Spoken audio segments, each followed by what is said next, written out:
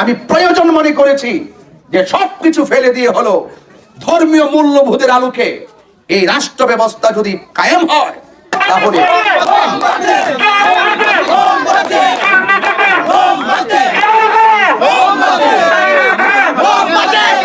আসসালামু আলাইকুম ওয়া রাহমাতুল্লাহি ওয়া বারাকাতুহু। সালাতু ওয়া সালামু আলাইকা ইয়া রাসূলুল্লাহ ওয়া আলা আলিকা ওয়া আসহাবিকা ইয়া নবী আল্লাহ। সম্মানিত জামালতলীবাসী, আপনারা জানেন আসন্ন ত্রয়োদশ জাতীয় সংসদ নির্বাচনে হবিগঞ্জ ৪ চোনারগড় মাধবপুর বৃহত্তর সুন্নি জোট সমর্থিত বাংলাদেশ ইসলামী ফ্রন্ট মনোনীত মোমবাতি প্রতীকে আমার প্রতীক বরাদ্দ হয়েছে এবং বৈধভাবে বরাদ্দের পর প্রতীক পাওয়ার পর আজকে থেকে কিন্তু আমাদের প্রচারণা ওপেন শুরু হয়েছে এবং আমি মনে করি আমার ভাগ্যটা অনেক ভালো যে আজকের প্রচারণার এই পরন্ত সন্ধ্যাবেলায় যে জায়গাতে আমি এসে দাঁড়িয়েছি, এই সন্ধ্যার পর এই প্রথম প্রচারণাটা আপনাদের এলাকা দিয়ে শুরু করেছি। তো সুতরাং আমি এতটুকু জানি যে এই এলাকাটা শতকরা 99% সুন্নি। কথা বলেন ঠিক কিনা?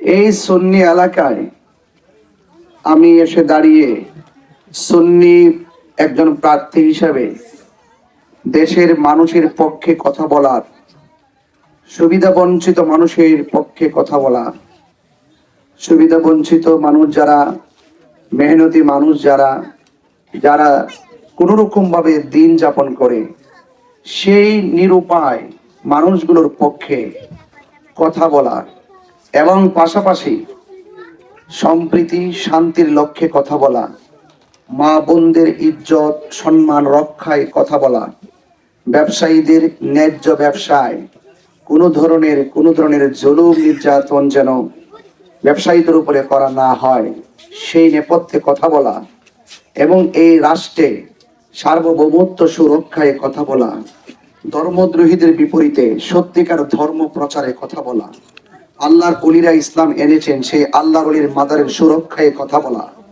এবং শিক্ষা, স্বাস্থ্য এবং অবকাঠামো উন্নয়নের নেপথ্যে কথা বলার ক্ষেত্রে আজ আমি আপনাদের সামনে মোমবাতি প্রতীকে ভোট চাওয়ার জন্য এসেছি। আমি দীর্ঘদিন ধরে আপনাদের মাঝে কোরআন সুন্নাহর আলোকে ধর্ম প্রচার করে আসছি, সত্য প্রচার করে আসছি। ধর্মীয় মূল্যবোধের আলোকে আমরা যদি এই রাষ্ট্রকে সাজাতে পারি তবে এই দেশের মেহনতি মানুষ থেকে শুরু করে সকল মানুষের অধিকার প্রতিষ্ঠিত হবে। কথা বলেন। আজকে বাংলাদেশে যে রাজনৈতিক অস্থিরতা শুরু হয়েছে, আমি যদি মোটা দাগে একটা কথা বলি, আপনারা বলুন তো দেখি, এই দেশে যে মাজার ভাঙ্গা হয়েছে, একটা মানুষ, একজন নেতা কি দাঁড়ায়া প্রতিবাদ করেছে? কবর থেকে লাশ তুলে যে আগুন দিয়ে পুড়িয়ে দিয়েছে, কেউ কি প্রতিবাদ করেছে? আরে হোক না সে অন্য ধর্মের মানুষ। গত কয়েকদিন আগেও দেখেছি অযথা একটা মিথ্যা অপবাদ দিয়ে একটা হিন্দুকে গাছের মধ্যে ঝুলিয়ে আগুন দিয়ে পুড়িয়ে দেওয়া হয়েছে। এটার নাম কি রাষ্ট্র ব্যবস্থা?